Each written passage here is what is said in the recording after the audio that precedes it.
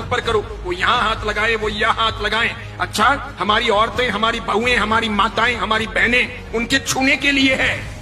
मुंबई के अंदर, पूना के अंदर ऐसे कोरियोग्राफर अपनी कितनी ही लड़कियों को और बहुओं को लेके उड़ गए। इधर एक शादी हुई, उधर दूसरी शादी टूटी। वो कोरियोग्राफी करने के लिए रोज उस शादी के फंक्शन के लिए आता था। महीने भर तक उन्होंने घर की महिलाओं और बहुओं को सब सिखाया। उसी के अंदर एक बहू के साथ प्यार हो गया। इधर शादी निपटी, सेकेंड डे सवेरे वो इस बहू को लेकर रफू चक्कर हो गया, शादी कर ली उसने। समझ रहे हो आप? ये चीजें होगी। साड़ियां भी खुद पहननी सीखनी चाहिए। कोई फैशन डिजाइनर हमें साड़ी पहनाने आए और वो मर्द हो, अच्छा, वो यहां तक हमें छुए और उसके साथ में हमारे घर का भाई हस्तमिलाप करेगा। साला दिमाग खराब हुआ है क्या? क्या जरूरत है ऐसी? दादियों से पूछो, उनको किसी ने छुआ था क्या? मम्मियों से पूछो, किसी को छुआ था क्या? छूने दिया था क्या?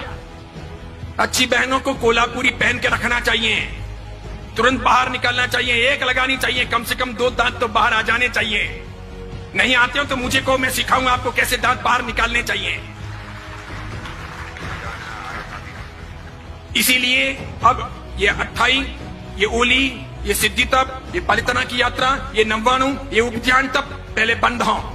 वो करें जिनको ये सब ना करना हो, जिनको डांडिया खेलना हो, जिनको कोरियोग्राफर को यहां सब हाथ लगवाने हो, इस प्रकार के नाच करने हो।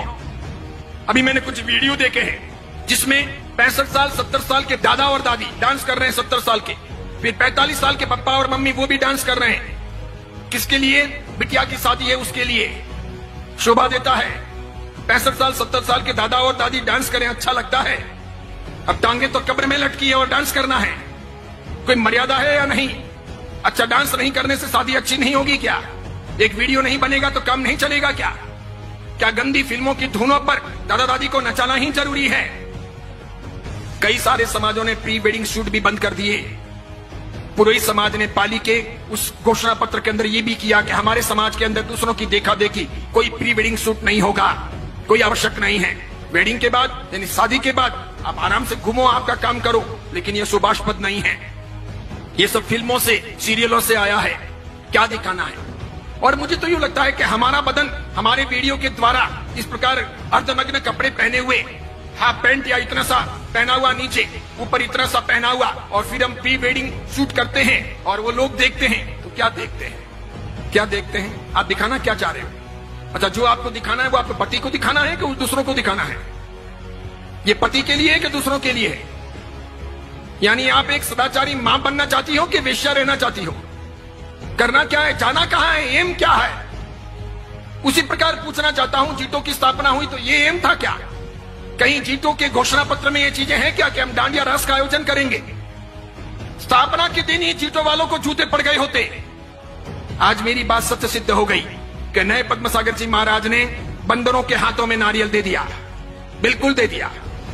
जीटो में कई लोग ऐसे भी हैं जो सदाचारी हैं, समझदार हैं, आचार संपन्न हैं, मुझे मिलते भी हैं, अन्य महाराज साहब को मिलते हैं। कई माताएं भी ऐसी हैं जिन्होंने अपनी व्यक्तिगत जिंदगी में ऐसा कुछ किया नहीं है, वे चाहते भी नहीं है, लेकिन अपने यहां पर ये समूह जो है मिलकर के माथा फोड़ना, मेजोरिटी डेमोक्रेसी, मुझे ऐसा लगता है कि जैन समाज के कुएं में किसी ने भांग डाल दी है, सबको वही पानी सप्लाई हो रहा है, इसीलिए सामूहिक पागलपन सवार है।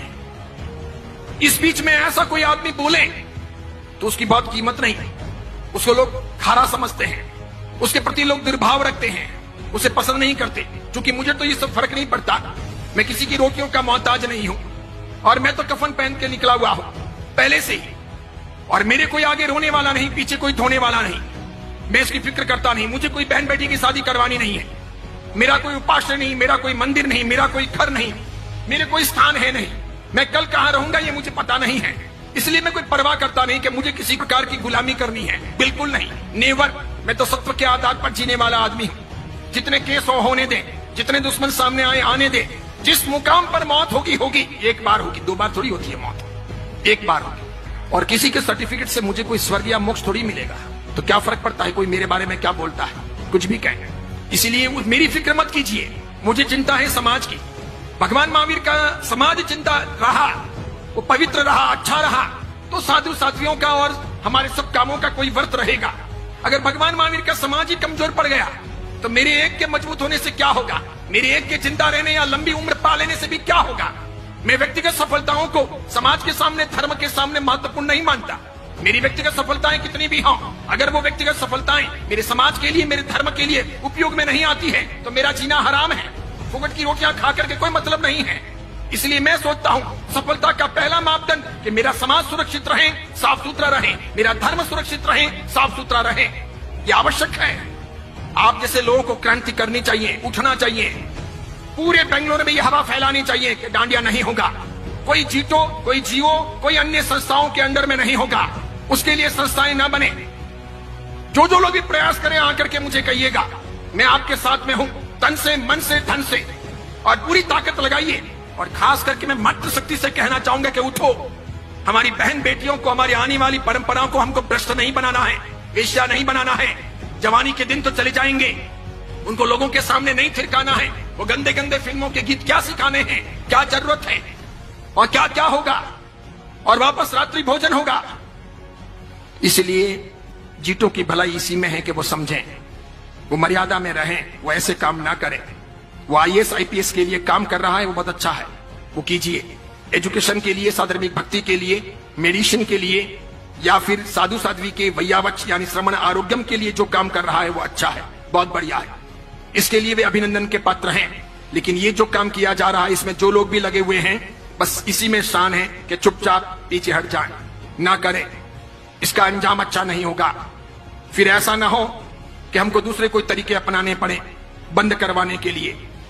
ऐसी चीजें मान्य नहीं होनी चाहिए।